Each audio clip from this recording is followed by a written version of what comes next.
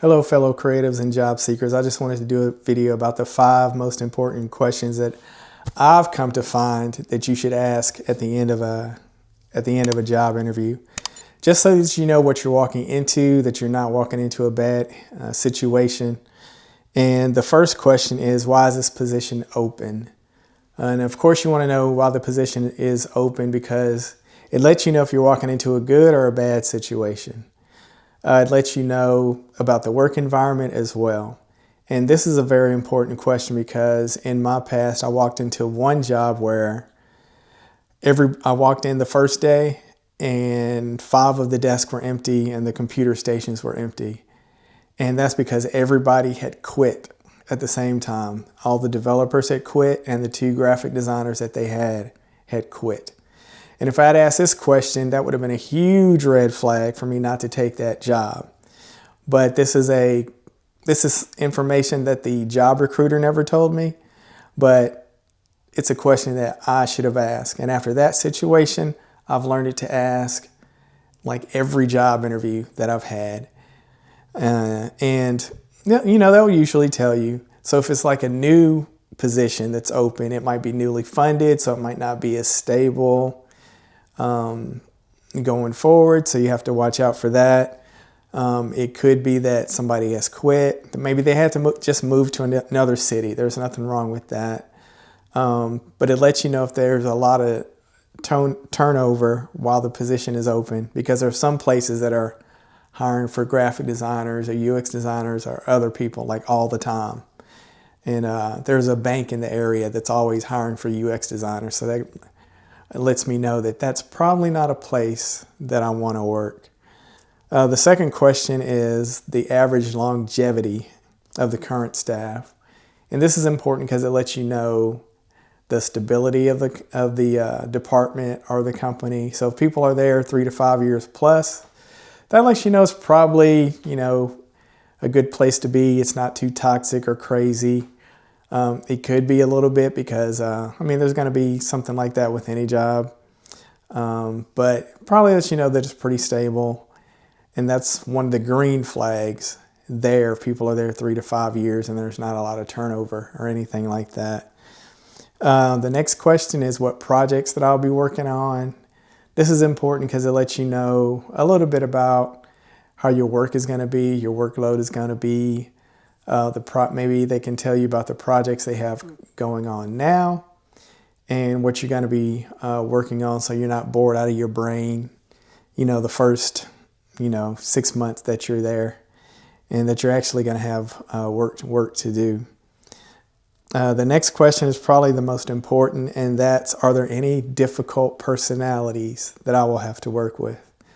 Now, I've grown to find out that this is the most important question, especially for me, because I'm pretty laid back and easygoing, and I don't like dealing with people that are basically jerks.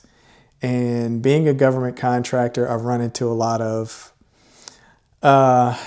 especially government workers that are basically jerks because they can't be fired or things of that nature, but that's another story.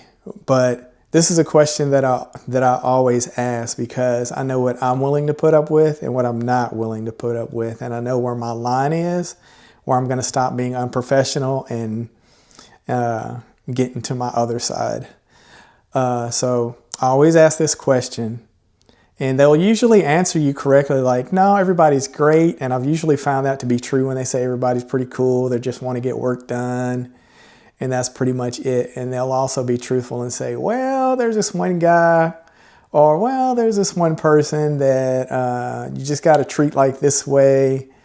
And then I ask how much I have to deal with this person. And if it's, sometimes I say, not that much.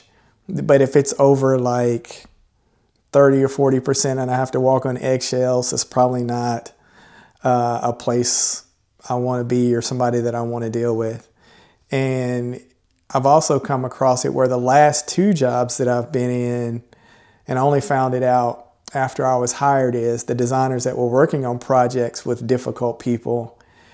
Since I was the new person, they put me on those projects and they went to go work on the other projects or with the groups that had more normal people on them. So that's something to look out for too, because even the managers at the last 2 jobs, when I brought it up about the person I was working with, and I'm like, hey, everybody knows that she's that way. And, you know, even the corporate vice presidents and presidents know and all of this, but we have to put up with it because they're a government worker and we're a contracting company and things of that nature.